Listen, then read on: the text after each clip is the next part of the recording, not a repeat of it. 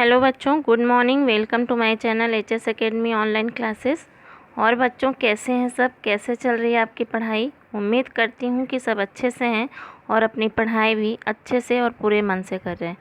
बच्चों, आज के क्लास में हम लोग क्षितिज भाग एक काव्य खंड का रसखान का सवया चैप्टर पाठ का अध्ययन करेंगे।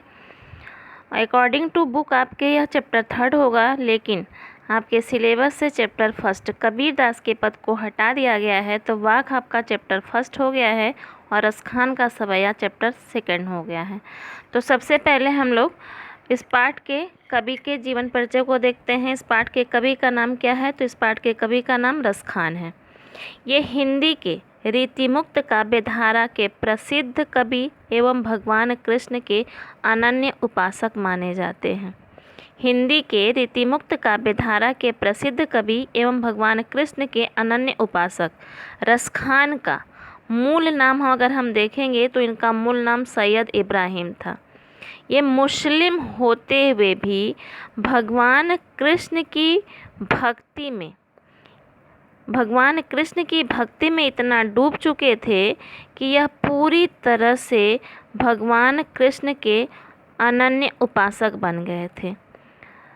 इनके गुरु का नाम विट्ठलनाथ था और ये गोस्वामी विट्ठलनाथ से दीक्षा ले करके पूरी तरह से ब्रज भूमि में ही रच बस गए थे। इनका जन्म 1548 ईस्वी में पिहानी में बताया जाता है।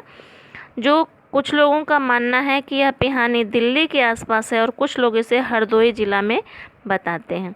इनकी मृत्यु 1628 ईस्वी, जन्म 1548 ईस्वी के लगभग माना जाता है और मृत्यु 1628 ईस्वी के लगभग वृंदावन में बताया जाता है। ठीक है। और इनकी जो कविताएं हैं वह रसखान रचनावली में संग्रहित हैं। रसखान रचनावली नाम से इनकी कविताओं का संग्रह हमें देखने को मिलता है। बहुत ज़्यादा उपलब्ध कृतियां इनकी नहीं हैं। सुजान रसखान और प्रेम वाटिका, यही दो इनकी उपलब्ध कृतियां हमें देखने को मिलती हैं। इनकी कविताओं में भगवान कृष्ण के सगुण एवं निर्गुण दोनों रूपों का वर्णन हमें देखने को मिलता है। और इनका मथुरा के महावन में इनकी समाधि बनी हुई है। कहाँ बनी हुई है? मथुरा के महावन में। इनके कविताओं में, इनके काव्य में भक्ति एवं श्रृंगार दोनों रसों की प्रधानता हमें देखने को मिलती है। इनकी रचनाओं में, इनकी कविताओं में भक्ति और श्रृंगार दोनों रसों की प्रधानता देखने को मिलती है। क्योंकि यह भगवान कृष्ण के अनन्य उपासक तो थे ही, तो जहाँ पे इनको की भगवान कृष्ण के प्रति इनका जो भाव प्रकट हुआ है कविताओं में, वहाँ पे भक्ति रस की प्रधानता देखने को मिलती है।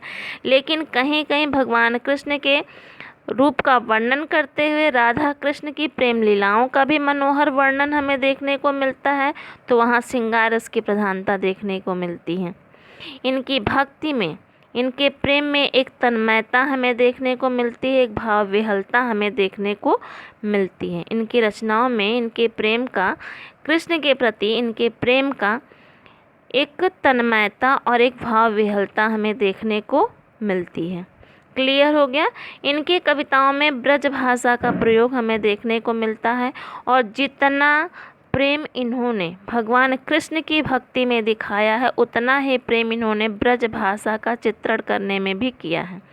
इनके भाषा में एक मिठास था, एक सरसता था, एक मनोहरता है देखने को हमें मिलता है इनके कविताओं के भाषा में।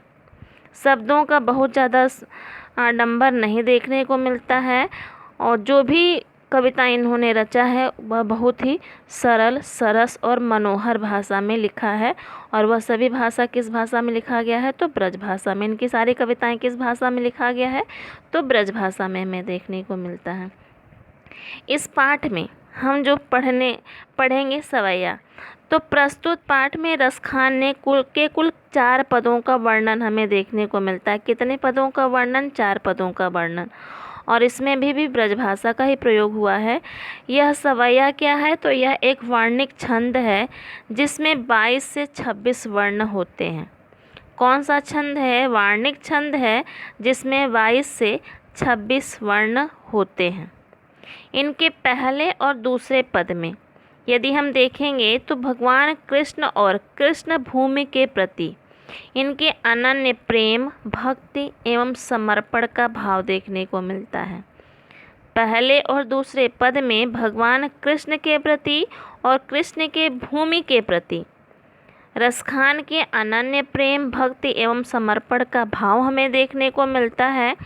तीसरे पद में कृष्ण के रूप सौंदर्य का वर्णन एवं गोपिकाओं का कृष्ण के प्रति प्रेम एवं समर्पण भाव देखने को मिलता है तथा चौथे पद में कृष्ण की मुरली के मनमोहनी धुन का वर्णन किया गया है और उनके मधुर, सरल, कोमल एवं मनमोहक मुस्कान के प्रभाव का वर्णन किया गया है। कितने पद हैं इसमें? 4 पद हैं और चारों पदों में किस किस चीज़ का वर्णन किया गया ये सारी चीज़ हमने आपको बता दिया। पहले और दूसरे पद में रसखान का भगवान कृष्ण के प्रति प्रेम और उनके भूमि के प्रति प्रेम प्रकट हुआ है और भक्ति और समर्पण भाव है। तीसरे पद में भगवान कृष्ण के रूप सौंदर्य का वर्णन कवि ने किया है और गोपिकाओं का कृष्ण के प्रति जो प्रेम है, जो समर्पण का भाव है, उसका वर्णन यहाँ पे किया गया है। चौथे पद में कृष्ण की मुरली के मनमोहनी धुन होती है उसका वर्णन किया गया है और उनके मधुर, सरल एवं कोमल और मनमोहक मुस्कान का गोपिकाओं पर क्या प्रभाव पड़ता है उसका वर्णन किया गया है। तो नेक्स्ट क्लास में हम लोग उन चारों पदों के भावार्थ को समझेंगे। तब तक के लिए जय हिंद, जय भारत।